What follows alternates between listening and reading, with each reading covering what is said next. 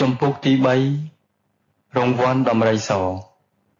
ព្រះសិទ្ធត្ថកុមារទ្រង់សពព្រះハរតីចំពោះព្រះអនុជព្រះនាមនុនយ៉ាងខ្លាំង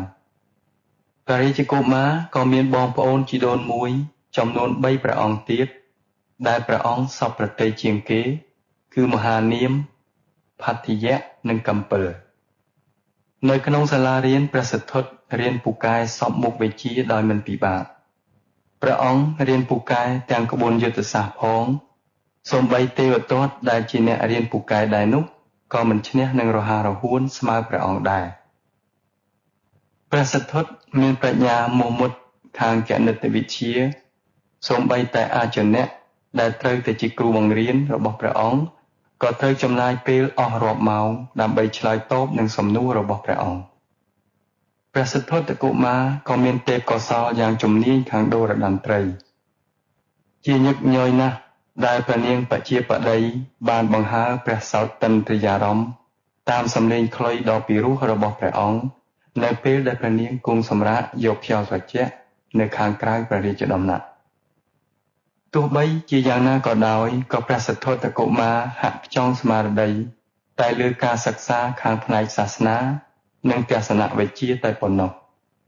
ព្រះអង្គត្រូវបានពួកព្រាហ្មណ៍ជួយបង្ហាត់បង្រៀននៅគ្រប់វិជ្ជាវេទ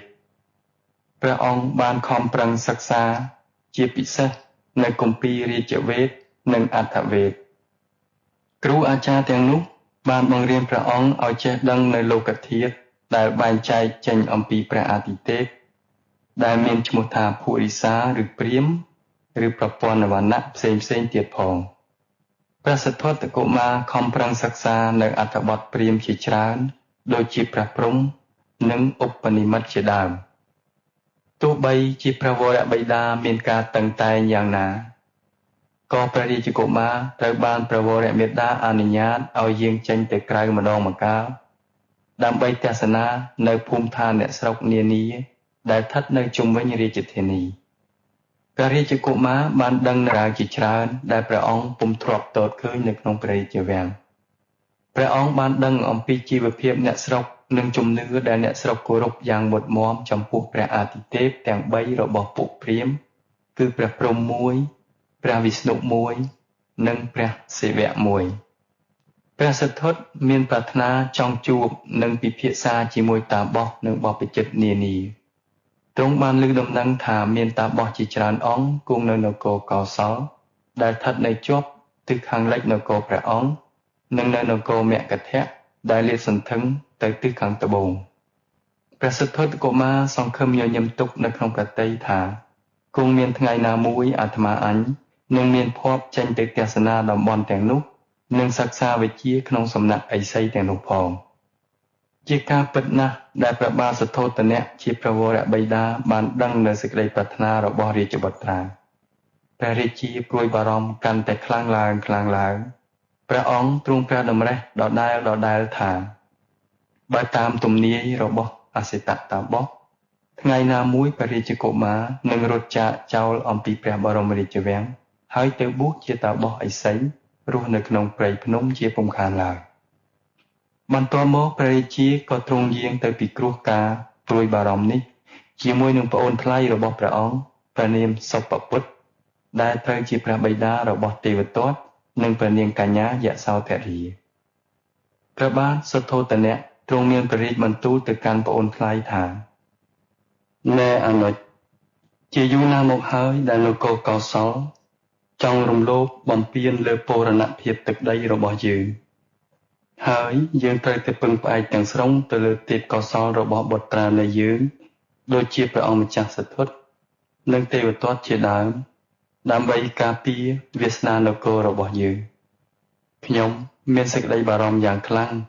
ត្បិតអីព្រះអង្គម្ចាស់សិទ្ធត្ថអាចដាច់ប្រតិយយាងចេញទៅបួសជាតាបសឥសីរស់នៅក្នុងព្រៃដូចជាពាក្យព្យាករណ៍របស់អសិតតាបស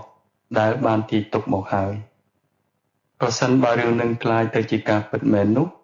ទំនងជាទេវទត្តក៏អាចយកតម្រាប់តាមព្រះអង្គម្ចាស់សិទ្ធត្ថពុំខានឡើយតើព្រះអនុជមិនដឹងថាព្រះអង្គម្ចាស់សិទ្ធត្ថចង់យាងចេញទៅក្រៅដើម្បីទៅជួបតាបសទាំងឡាយប៉ុណ្ណាទេឬអី បន្ទាប់អំពីព្រះអង្គទ្រង់ព្រះតម្រិះមួយស្របកធំមកព្រះបាទសុបពុទ្ធក៏ទ្រង់អោនក្លឹបដាក់ត្រចៀកព្រះបាទសុទ្ធោទនៈថា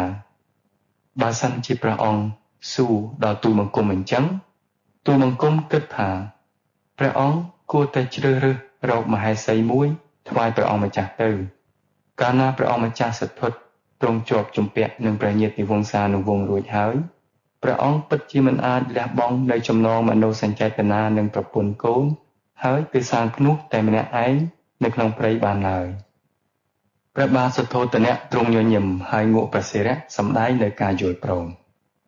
លុះដល់ពេលរាត្រីព្រះបាទសុទ្ធោទនៈទ្រង់បានយកព្រះកង្វល់នេះទៅពិគ្រោះជាមួយព្រះនាងបជាបតីកោតមីទៀតព្រះនាងបានសន្យាថានឹងសម្រួលរៀបចំកិច្ចការរាជាភិសេកព្រះអង្គម្ចាស់សទ្ធុតនៅពេលអនាគតដ៏ខ្លីខាងមុខនេះចំណេរក្រោយបន្តិចមកព្រះនាងបជាបតីកោតមីក៏ផ្ដើមបង្កើតឲ្យមានទិវាប្រឡងប្រជែងសិលសាស្ត្រមួយសម្រាប់ពួកយុវជននៅក្នុងព្រះរាជាណាចក្រទាំងមូលព្រះនាងបានពឹងព្រះរាមព្រះបាទសុបពុទ្ធនិងព្រះអគ្គមហេសីបមិតាឲ្យជួយចាត់ចែងរៀបចំកម្មវិធីមហោស្រពនេះព្រះបាទសុទ្ធោទនៈទ្រង់ជាព្រះអធិបតីនៃពិធីប្រឡងប្រជែងនោះយុវជននិងយុវតីទាំងឡាយនៅក្នុងព្រះរាជធានីក៏ត្រូវបានអញ្ជើញឲ្យមកចូលរួមដែរព្រះអង្គម្ចាស់សទ្ធុតក៏បានចូលប្រកួតគ្រប់មុខវិជ្ជាដែរ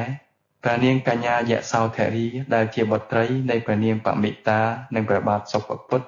ទទួលបន្ទុកជាអ្នករៀបចំពិធីការនិងធ្វើបដិសន្ធារកិច្ចចំពោះភ្ញៀវកិត្តិយសទាំងឡាយព្រះនាងកញ្ញាយសោធរីមានសម្ផស្សធម្មជាតិយ៉ាងស្រស់ប្រំប្រៃគួរជាទីស្រឡាញ់រាប់អានព្រះអង្គម្ចាស់សទ្ធុតប្រឡងជាប់លេខ1លើគ្រប់ផ្នែកនៃវិញ្ញាសាដូចជាដូរតន្ត្រីកីឡាអត្តពលកម្មបាញ់ធ្នូចាក់សាបប្រណាំងសេះនិងលើកទម្ងន់ជាដើមព្រះនាងកញ្ញាយសោធរីទទួលកិត្តិយសជាអ្នកប្រគល់រង្វាន់ពិសេសចំពោះបេក្ខជនដែលប្រឡងជាប់លេខ1គឺថ្វាយដំរីសមួយដល់ព្រះអង្គម្ចាស់សទ្ធុតចំណែកឯព្រះអង្គម្ចាស់ទេវទត្តវិញទ្រង់មិនសប្បាយប្រតិយទាល់តែសោះពីព្រោះព្រះអង្គឈ្នះត្រឹមតែលេខ2ទេវទត្តក៏មានការអអន់ប្រតិយនឹងព្រះនាងកញ្ញាយសោធរីដែរព្រោះព្រះនាងពុំសូវចាប់អារម្មណ៍នឹងព្រះអង្គទាល់តែសោះចប់ជំពូកទី3